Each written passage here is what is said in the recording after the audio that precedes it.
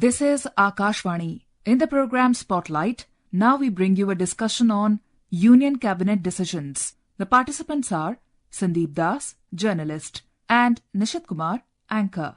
The Union Cabinet, under the chairmanship of Honorable Prime Minister Narendra Modi, met today and a few important decisions were taken. Among others, a couple of agri-based decisions are all important. And to discuss more about them, today we have with us Sandip Das, journalist. Welcome, sir, to our show.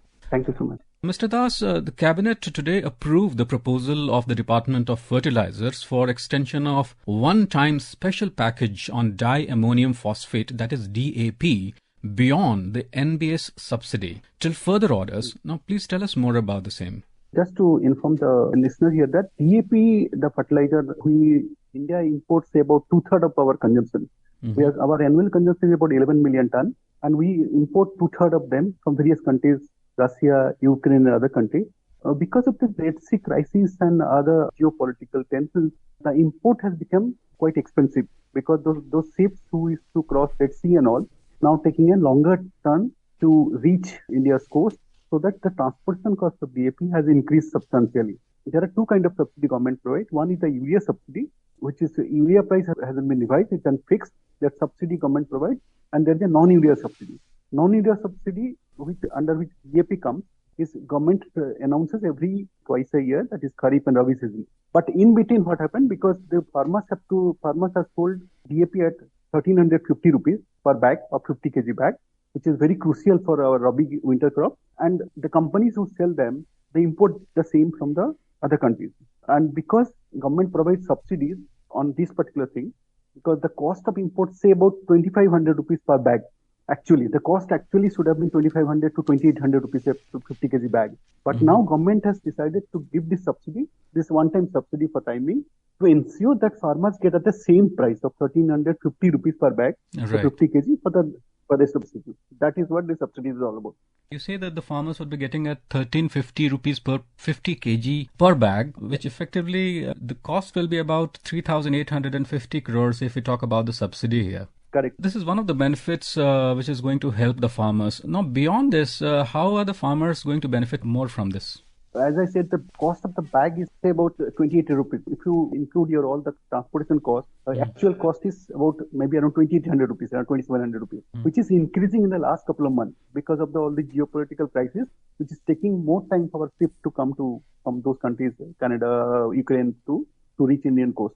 Okay. So that's why this government has been revising. It was earlier it has provided similar subsidy, and now it has been extended to ensure that farmers do not have to pay more for the bag of DAP. And DAP is a very crucial for the winter crop, which is wheat, your oilseeds and other crops. DAP is very crucial for that. And we, as we said, two-thirds of our demand are met through import. So that's why this subsidy came at a very crucial time when the sowing of the crop is on, and so that companies can sell at the same price, which was earlier existing at 1,350 rupees per bag, 50 kg bag. From pricing to, let's talk about insurance, the crop insurance. The Union Cabinet today also approved the continuation of the Pradhan Mantri Fasal Bima Yojana and restructured weather-based crop insurance scheme till 2025-26.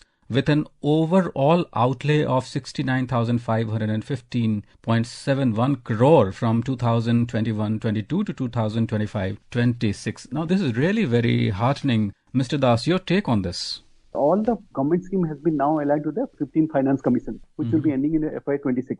Okay. And now what is done, government has extended these two schemes, which is Pradhan Mantri Fasal Bima Yojana, which is a highly subsidized scheme where farmers pay just about 2.5% to 5% of the sum assured as a premium for this to availing this particular scheme. And government has extended till FY26 essentially. With such outlay till FY26, government has envisaged the subsidy expenditure of close to 69,550 crores, which is very useful for the farmers, especially when a climate change and other issues are impacting the crop field. You must have seen that a lot of extreme weather conditions are being reported, extreme heat, excessive rains, and which is impacting the crop. And that will boost Fasal Bima Yojana essentially to expand Fasal Bima Yojana. Currently about 4 crore farmers are enrolled, And I must add so that these are all voluntary schemes. This is not a scheme. This is voluntary. They taken up the scheme and a very highly subsidized scheme. And they pay very little premium, basically 2.5% to 5% of the premium, depending on the kharif, rabi, and horticulture crop. And government has extended so that it has covered the risk, because agriculture production is a very riskiest profession, basically. It impacts, weather impacts, everything other extreme weather conditions impact the crop yield, which lead to a lot of losses. So this will cover the farmers and against all these losses because of the weather conditions.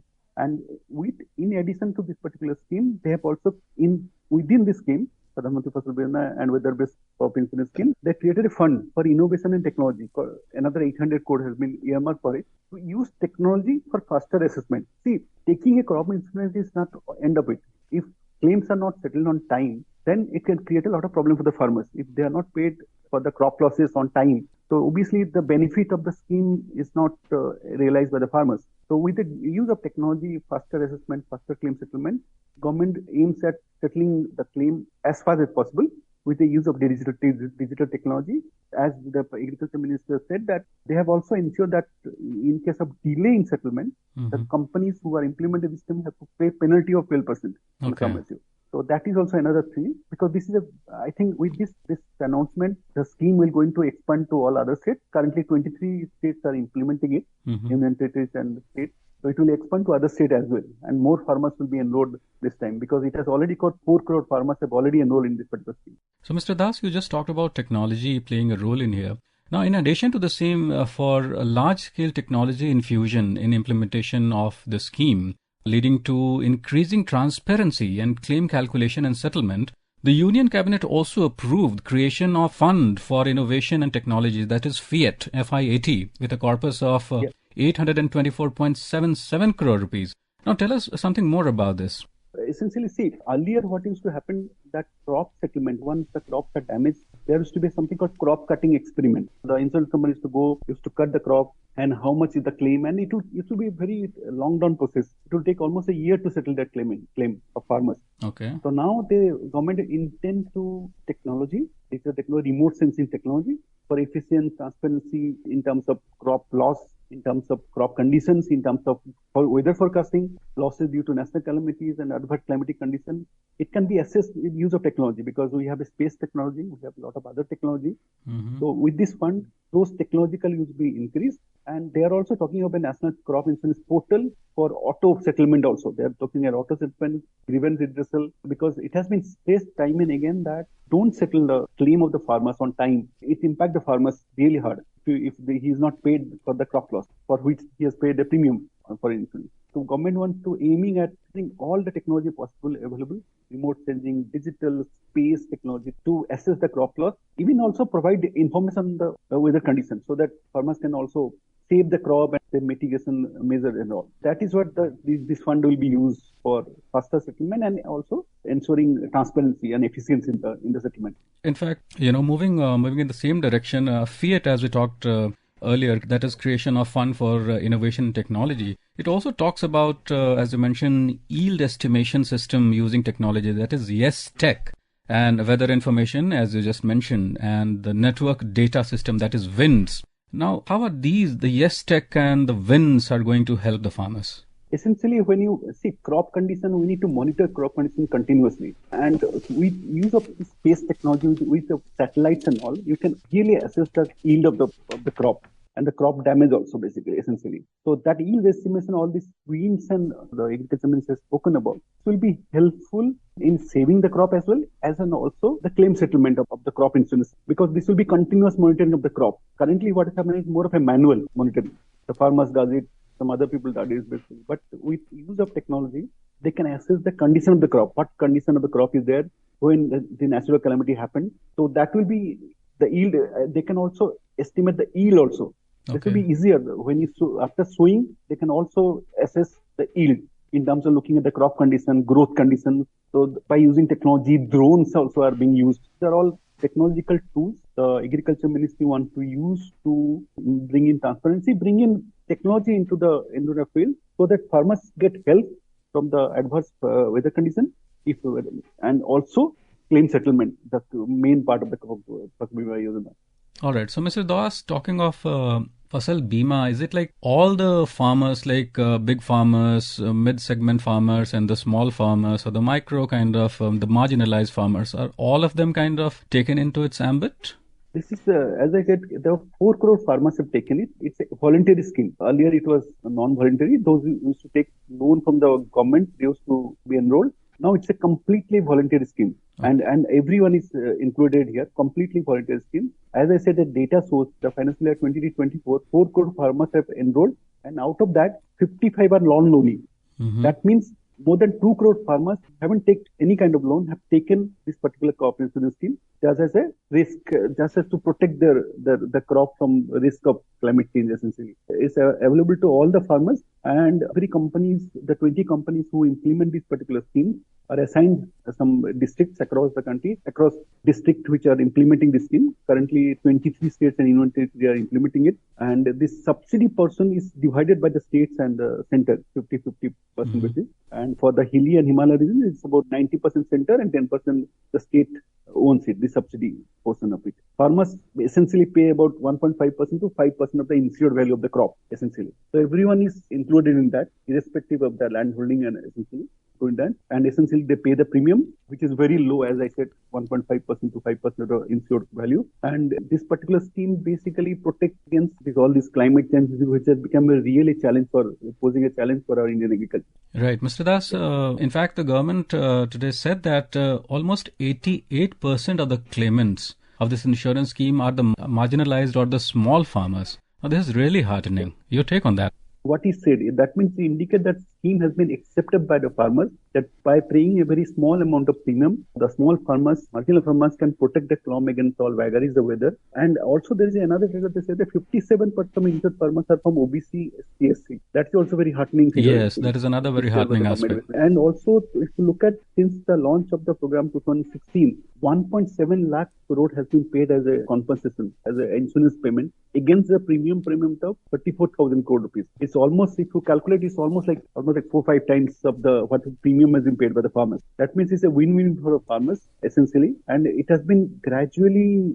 being accepted by all farmers across country, which is 23 states and union territories are implementing it. And as per my knowledge, there are various states also approach the center to implement this particular crop insurance scheme. And also, I think more farmers will enroll in the coming years as challenges of climate change, extreme weather conditions are become more prominent coming months and years to come. Yeah, Mr. Das, on a parting note, very briefly, what more can be done especially for the small or the marginalized farmers to kind of boost or kind of encourage them more? Essentially, to boost their income, more farmers, as I said, more farmers would be enrolled in this particular scheme. More states would come on board because we have 36 states and union territories. So all people should come on board to implement, to help the farmers take this particular scheme into the grassroots, and also to ensure that all the technological tools are available to farmers, whether it's weather forecasting or whether it is claim assessment or even the crop assessment, basically. We should use extensive use of technology to help farmers to protect their crop and also to ensure that application of soil nutrients, other things are taken care of so that we can boost productivity and the farmers in the long run, because out of 14 crore families in the country, almost like 88% are small and marginal farmers. Okay. If we need to protect them against climate change, we protect them in all these extreme weather events, which is becoming more prominent every year, in fact, to make available them quality seeds, basically, climate resilient quality seeds, which the government has been trying to do that, which will be a great boost to our agriculture. Right. Thank you so very much, Mr. Das, for having joined us and giving your valuable inputs. Thank you so very much. Thank you so much. You were listening to a discussion on Union Cabinet decisions. The participants were Sandip Das, journalist, and Nishit Kumar, anchor. This program was produced and presented by the News Services Division of Akashvani. You can listen to it on our mobile app, News on AIR. This program is also available on our YouTube channel, News on AIR Official. You may share your feedback about this program through email at airnsttalks@gmail.com or WhatsApp on 9289 094 044.